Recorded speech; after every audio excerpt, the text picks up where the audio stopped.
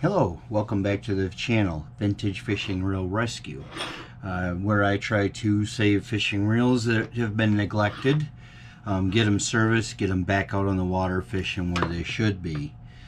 A lot of times reels get tossed off to the side, they buy a new one, or they just quit fishing and get forgotten about, or they just get poorly maintained. Today we have this Mitchell T40 on the bench. We're going to service, see what's going on with it. It's a little bit stiff. The rotor is loose on it, and I also noticed there's play here in the spool. It's not in the drag. I did tighten up the drag and that didn't make any difference. So there's something going on inside here. The bail is also quite stiff. It's not returning on its own. I'm not sure if it's a lubrication issue or if the spring is broken, disconnected, that type of thing. So this one's got a few issues going on. You can see some dirt and grime on the outside of the case here. Let's see, anti-reverse is working. It does spin smooth, a little bit stiff. I hear a little bit of a squeak. It's probably in the handle here. All right, well, let's get into this and see what's going on. I like to start by removing the exterior parts here, so spin the drag knob off and get the spool off and get underneath there and see what's going on. Yep, there's quite a bit of dirt and debris down into here, as you can see. We might as well go ahead and clean that out. We'll kind of try to clean as I go along, I guess, on this one. It's oily, so it hopefully this thing's in pretty good shape inside. There's definitely some wear on the outside of the case from being riding around the back of a truck or wherever it was. I don't really know, I just guess. Yeah, that's pretty well cleaned out, and there's quite a bit of wear on the spool. It's probably bounced around somewhere for a while.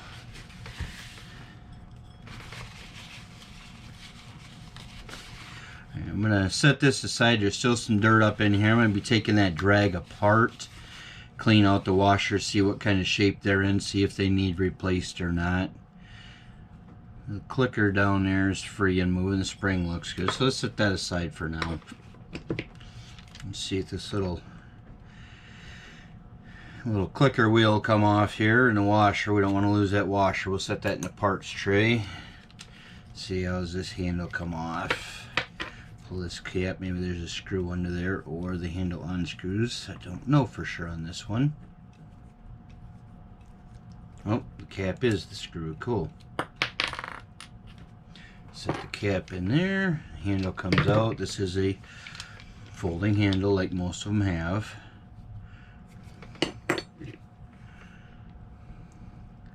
And let's remove this screw here, and that'll let me take the rotor off. The rotor does have some play in it. It looks like that nut may be loose. Maybe why the that screw is actually backed out part way too. That screw's meant to hold that nut from turning and backing off. So set that screw over there. Yeah, that nut is definitely loose. I can take it off with my fingers. So get that off there. Take the nut off, set it in my parts tray. The rotor comes off. And the rotor's quite dirty also. We'll wipe that out. Use a lot of paper towel, Q-tips and such to clean these things up.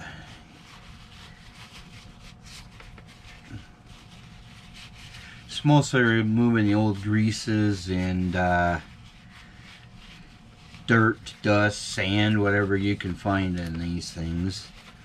I'm going to take this bail apart and see if I can find out why it's so stiff. Make sure there's no broken parts. I might as well go ahead and start that now.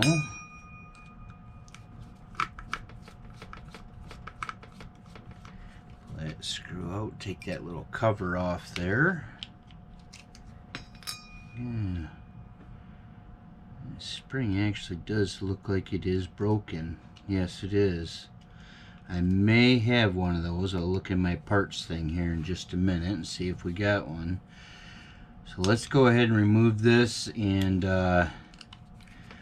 see if I have that spring in my parts, and if I do, then we'll replace it, and if not, we'll go on and move on to the main part of the reel.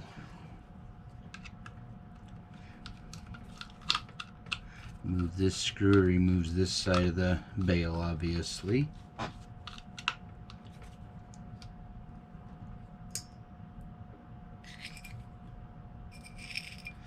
I like to keep my parts in these parts trays. I don't know if you can see that, if it's all out of focus or out of range of the camera or not, but keeps everything organized. I set the screws with the pieces that they come out of, or I even put them right back into the piece if I can. That way I don't lose stuff and I know where that screw or nut or whatever piece went. Put that screw right back into there. This has a roller on it, so I want to make sure that's quite dry. We'll clean that up and lubricate it. This side, there we go.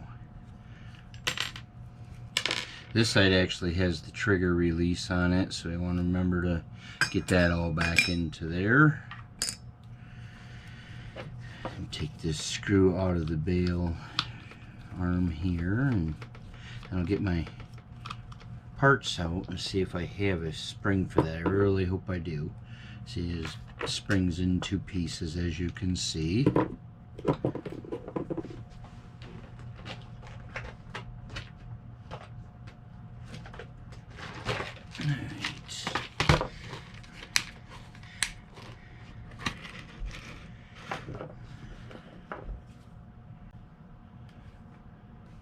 I'm going to give this one here a try, see if it'll fit into there and do what it's supposed to do. So it'll fit right there, and then into the hole there.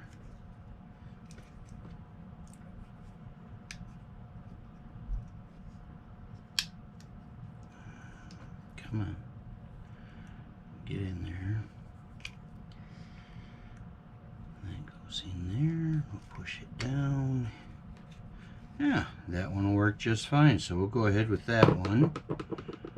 Take these other two and put them away. Those will save another reel. And put this broken one up here just in case something don't work out with the one that I found. Put this tray away. Those parts are all from other reels that were unrepairable, missing parts, couldn't find parts, broken parts, just plain bad reels that are no longer usable. So I tear them apart, save everything. I save the screws, I got every little piece of bail, the washers, everything. Now, I've saved a lot of other fishing reels by doing that. I even have the bodies, because a lot of times these feet will be broke. You know, the mounting foot for the reel will be broke, so I can change the body out. You know, take all the parts out of the internals of one and put it into a new body and be able to still save the reel. Oh yeah. Oops, didn't see that washer. That washer sits right in here. The bail screw goes through that for the roller side. I'm going to give this a little bit of lubrication. And we'll get the side cover back onto it and get the bail back on. Also like to lube down in here where these screws are, springs are at, because that is a moving part. You can see there is actually some wear down in there from the original one. That's moving nice and free now. Get that cover back on. Which one is it? This one here, I believe. Yep. Slip this side cover back on, and we can get the other bail trigger and the other side all back in there, and finish cleaning up the rotor, and that'll be done. You want to over tighten these screws just snug enough that they're not going to fall back out on you, but they're not over tight and you're stripping out the case. The longer side of this goes in that opening there. It sticks out in here, which comes in contact with this ramp right here. I don't know if you can see it very good. That's a ramp. This will ride up the ramp, and as it goes up, it pushes it, which releases the bail, or triggers the bail to close. Put just a little drop of oil down there, a little drop on that access point. Put this side of the, there we are, side of the bail back on, put that screw in.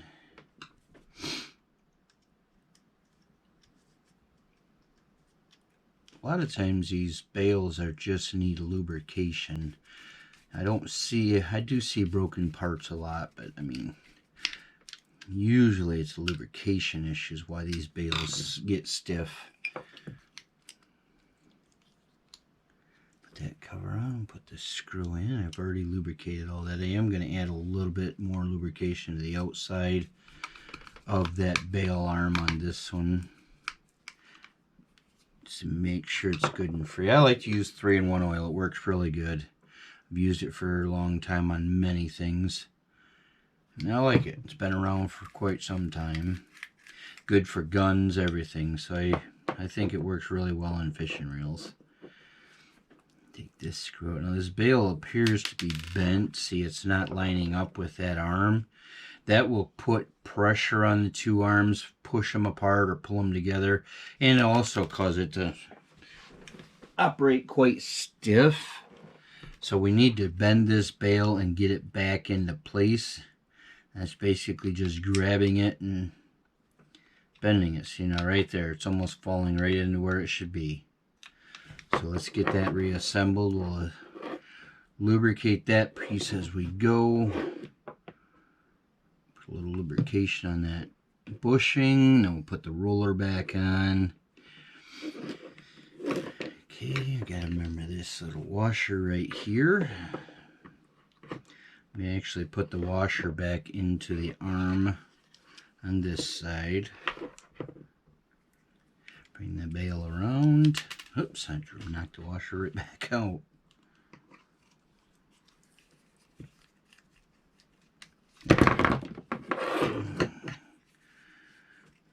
There we are. Now get the screw, stick the screw back into there.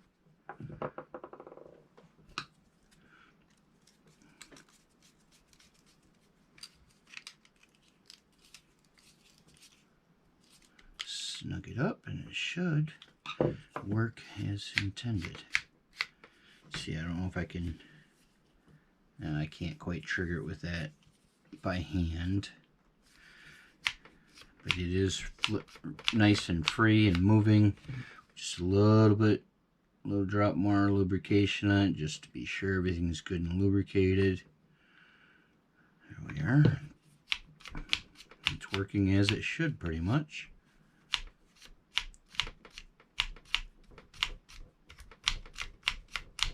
Okay, we'll finish wiping it out, and then this is pretty well serviced, so we'll set this off to the side.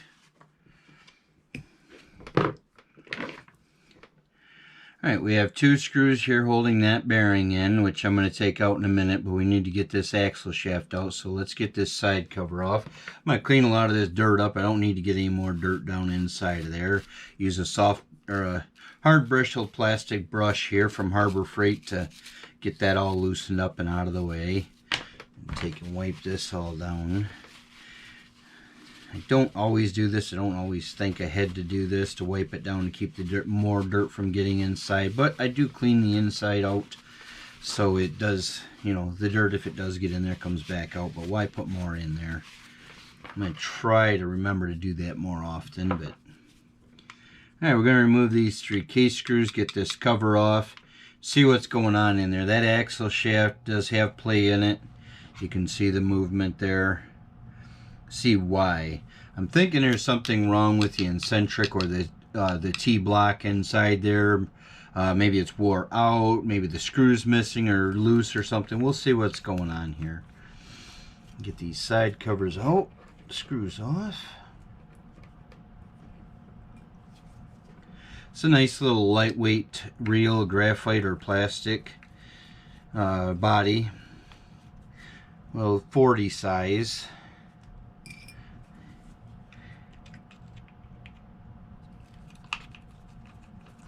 Definitely looks like it's been well used. There's a lot of wear on the body. The paint's, you know, getting marked up. Even wear up in here, wear on the edges here, and like I showed you the spool already. Alright, let's pop this side cover off, see what's going on in here. I'm going to try to keep that main shaft down in there if I can. I like to do that way. There we go. Covers off.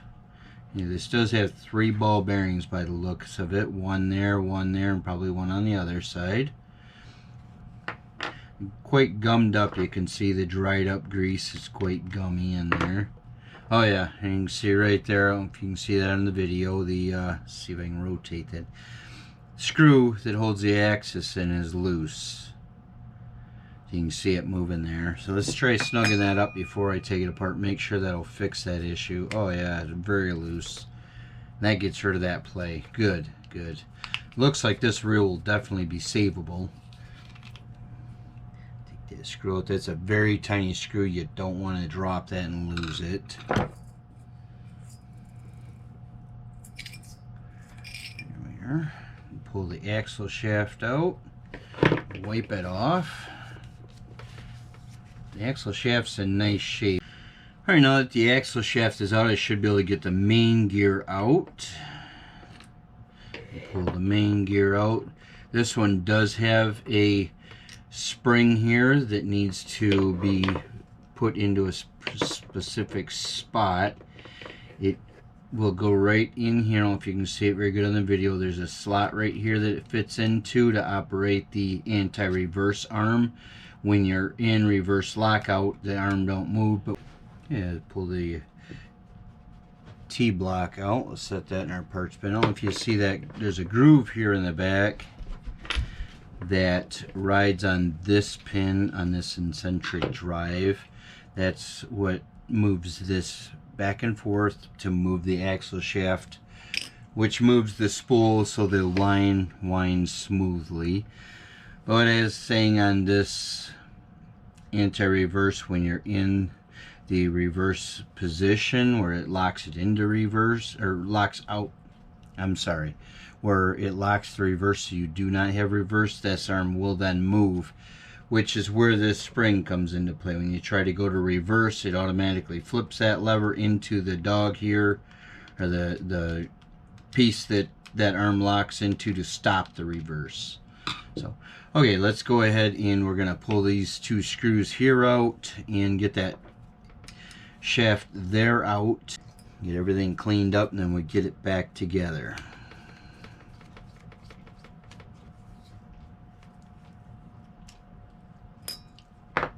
That should pull right out, and it does. I'm gonna watch. Sometimes there's washers on the top of the bottom of these. I don't see one. Yeah, maybe right there is a washer there to space the bearing properly. So we want to make sure that ends up back in there. So I'll set that right with the bearing. I'm going to take, actually I'm going to set that with the pinion. I'm going to take these bearings and add some lubrication to them while they're sitting here. I know that's my pinion. And that main shaft bearing does not want to come off there. Let's see if I can work that off there. And if not, I don't want to damage it, so I'll just lubricate it in place.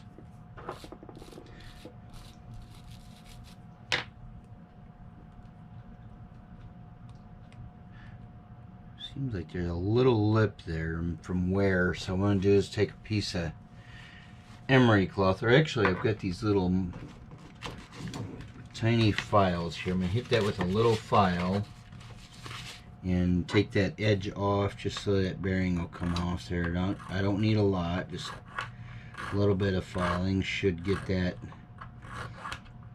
burr off of that shaft so I can get the bearing to slide off, and that way I can let the bearing sit there and get lubricated. It would come right off there. There's that bearing, and now I have this one, which is a larger bearing. It's closer to the size of the pinion. That's got the same issue. A little bit of A little bit of a burr there. That's usually caused from wear. Even over tightening the handle on the crank, the nut that, or screw that holds the handle in, over tightening that will cause this too. Either this is just an aluminum part here. Aluminum's a soft metal, a strong metal, but fairly soft. So when you over tighten that, or even if it gets dropped on the handle, that type of thing will mess this up just a little bit. But it's just fixable, as you can see.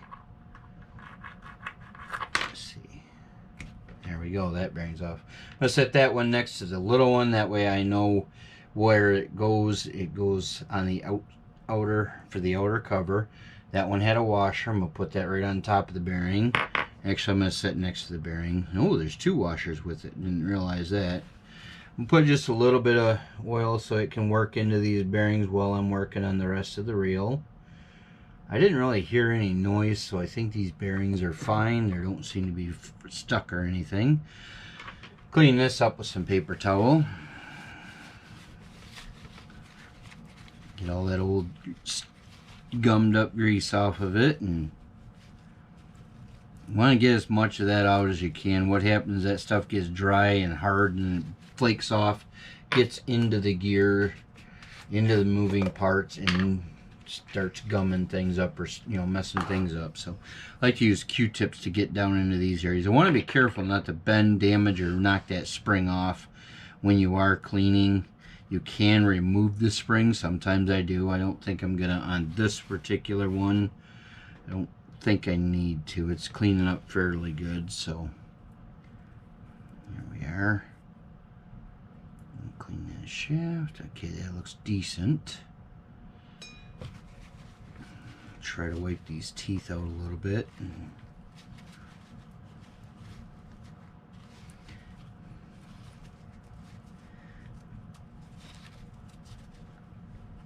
I like to get as much of that old grease off of it as I can. This one actually does have a sight window. That was so much grease on it I didn't see the sight window. That sight window is for realigning that spring when you go to reassemble this. Put this piece in, you can look through that sight window. So what you do is you line that spring up with that sight window so you can see it.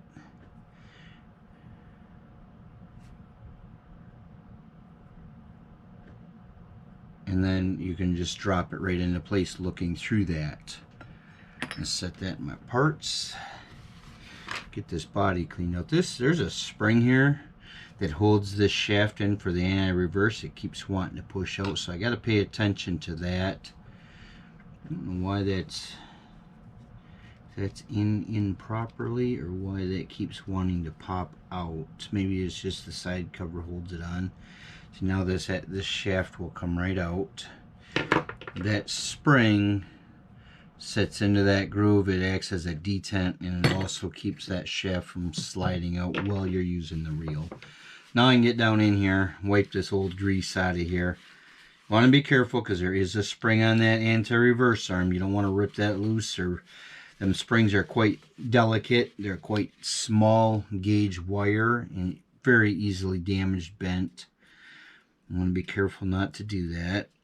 And use the Q-tip, get as much of that old grease out of there as I can. Look for any damage, anything that shows it's going to cause you problems.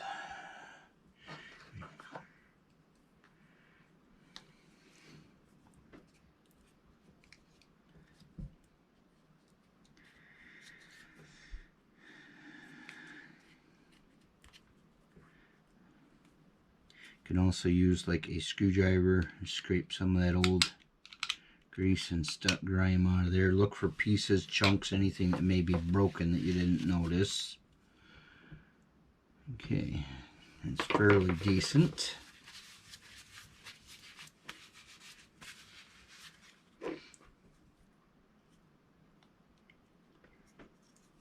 Alright, let's put this shaft back in and wipe it off real quick. I don't see anything on it, but just to be sure.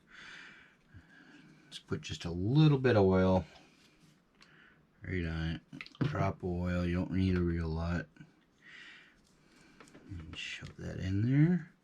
You gotta move this arm here so that shaft can go behind that. Reach down there, lift that arm, and that'll go right into place, and that'll work that anti-reverse arm, or reverse lockout arm, whatever you want to call it. We'll put that spring back down in there. That's working as it should. The detent, everything is good there. We just got to keep an eye on that spring. I'm going to get my grease out here. I like to use this Super Lube. It's a synthetic grease. It's good for very cold and very warm temperatures, negative 45 up to, I forget what it was, 450 degrees, I believe. So let's put a little grease down into here on the body where that gear sits and contacts anything. Also where that T-block rides on the body, I want to make sure to put lubrication there. Don't need a real lot, just enough to, it'll slide well. So we're gonna put, let's put the pinion bearing back in first. We'll clean it all up and get it in, because I believe if I put that eccentric drive gear into there first, it's gonna fall out while I'm trying to assemble the rest of this. I like to use this stiff wire brush, stiff plastic brush to clean the gears out, get the teeth cleaned out, and then I can lubricate them. You can use a toothbrush. A toothbrush isn't quite as stiff as this. This comes from Harbor Freight. Works rather well. Okay, this one I had that washer below the bearing. So set that on. Stick the bearing on. Bearing feels real good. Slide this back into the case. I already put a little grease in where this piece of the piece of the pinion gear rides. Slide that in there. Okay, we'll get those two screws back in that hold that bearing in. We don't want that bearing coming out.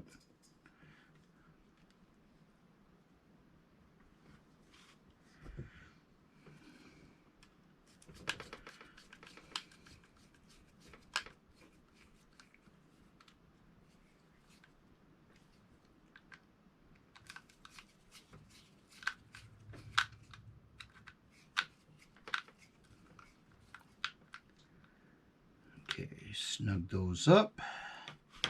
Wipe that off there. Okay, now we're going to start reassembling the internal parts here. I like to take that where it is in the reverse locked position where you can't go into reverse. That moves that down, makes it easier to reassemble pieces. It's not in the way that way.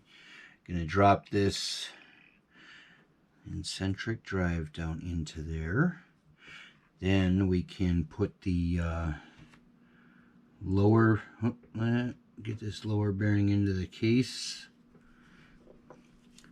Let's take that gear back out so I can get to that bearing a little easier. My big fingers get down in there and push that bearing down into place. Get it fully seated. Now put that gear back in. And clean this T-block up, get that old grease off of it, and then we'll put a little bit of new fresh grease in onto the face of this drive gear here, because it rides against that entire face. It doesn't just hit on that pin. You want to pay attention when you remove these things. The way this is setting, this is the top. That way, if you put it in backwards, it's not going to work right. That's what I'm saying. So let's set that down in there. Okay, now head issue getting the main gear out with that axle shaft in place. I'm going to put that back in, then we'll slide the axle shaft in. Now we want to remember to line up the spring into that slot. You're not going to be able to see it. I can barely see it. I'm right here, so.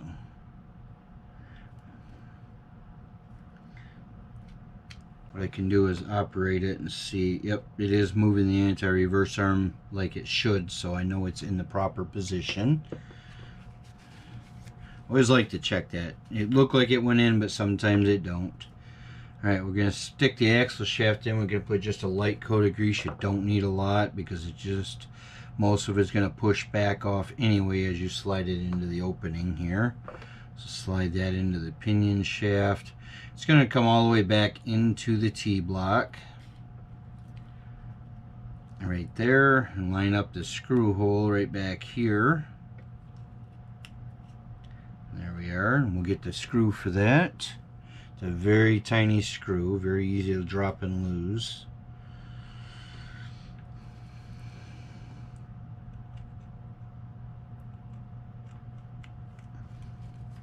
There we are. We'll snug that right up because that was what was loose. We'll put just a drop of oil up in here, drop right here and on that shaft. That helps that grease lubricate and lets everything move more freely. So and that's no longer has that play in it. Okay, now I can put these two washers back onto the outer part shaft of the main gear. I'll be able to get that bearing back into place. Those washers are to space this properly so it meshes with the pinion gear. Too tight, too loose, makes some noise, that kind of thing. But some washers help space it out so it rides in the correct position. Put a little more lubrication on that bearing. We'll slide that bearing on. Okay, that is all our internal parts. I'm going to go ahead and put the side cover back on.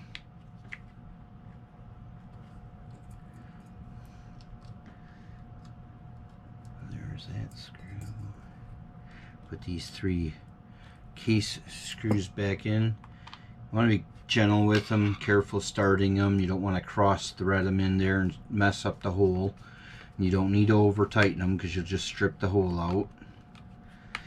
That case is not that heavy where it's got to have a lot of pressure holding it together, but you don't want the screws falling out either. So there's definitely a fine line there to get it right. Snug that one. Put this screw here.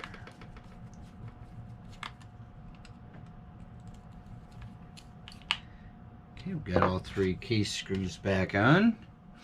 I'm going to put the handle in it, see how it spins, make sure it's still free. You know, it is free. Reverse is working, so we can anti-reverse working. Still got that little squeak in my handle, so I'm going to lubricate that and let it set while I'm doing the rest. Might have put a little too much lube, but that'll be alright. Alright, we'll put our clicker wheel. Oh, hold on. Almost missed a step. Let's put our nut back. Alright. Let's put our rotor on first. Slide the rotor on. Now we'll put our nut. Sometimes these nuts are reverse thread or left hand thread, so you got to be aware of that when you're trying to get these together. This one feels to be a right hand, I believe. Some of these are a little bit hard to start in these little tight areas, but take your time because this is brass and you don't want to strip it. Oh, that's actually wrong. That is a left hand thread. A lot of them are. Okay, we'll grab the pliers and snug it up.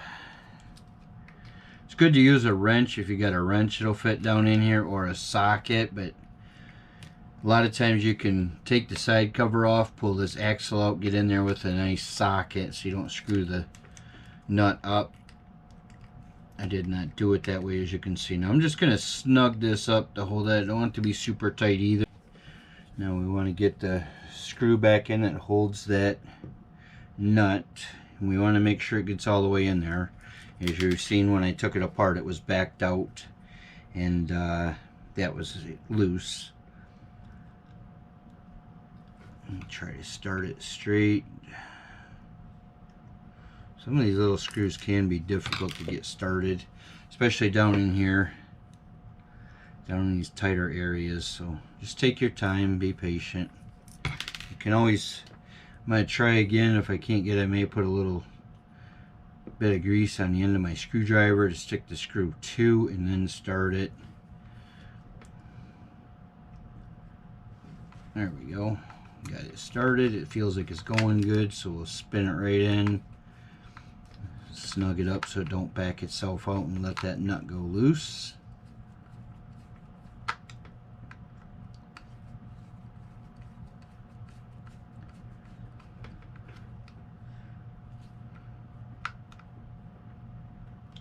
Okay, got dirt down in there. I'll get that wiped out. Okay, now we can put the clicker wheel and that little spacer washer back on.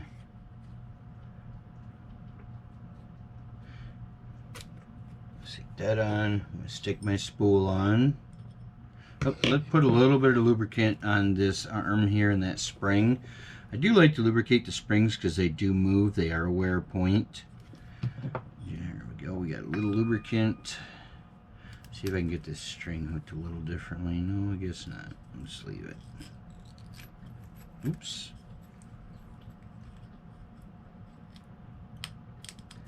Leave that.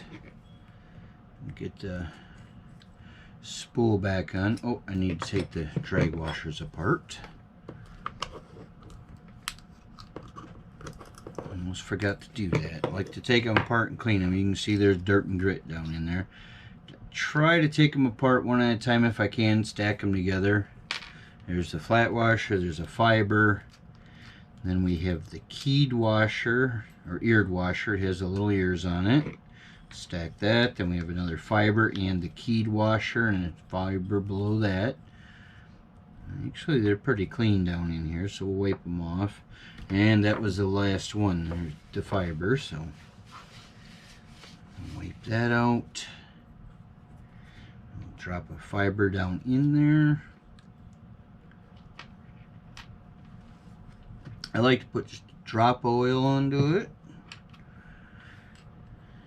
That's the keyed washer. Then we put another fiber and a drop of oil on that. Just helps keep them soft and not get all hardened up and everything. We'll put the eared washer in. Fiber washer, drop of oil, you don't need a lot. And then the top washer.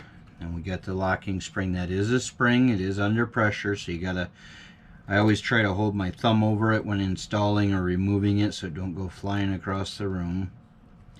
And I try also to start it so that it's not, the ends of it are not in one of those grooves for the eared washer. So there, snap that in, there it goes. And we want to make sure that's snapped in all the way. Yep. So now we can wipe this extra grease off my hands. We'll put the spool on. Just kind of work it on because this shaft is flat on two sides and the keyed washer is also like that, so you need to work it on there. And there's two keyed washers, so sometimes one lines up and the other one's not. We'll wipe off our drag knob here and reinstall it.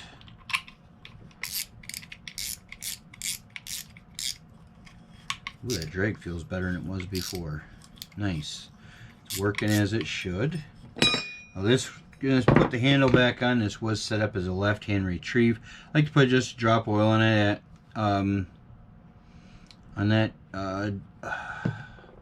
hinge point.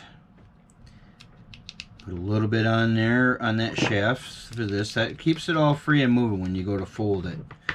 Alright, set it back up as a left hand. Put the nut back in. I'm going to put just a drop of oil down in those threads. That way it keeps that from getting frozen there. I've had some of these where that nut or screw is frozen in the handle, and sometimes it's quite a fight to get it out without damaging or breaking. Okay. Okay. There we go. Let's try the bail. Hopefully the bail... Oh, the bail is kind of not releasing properly. What's going on there?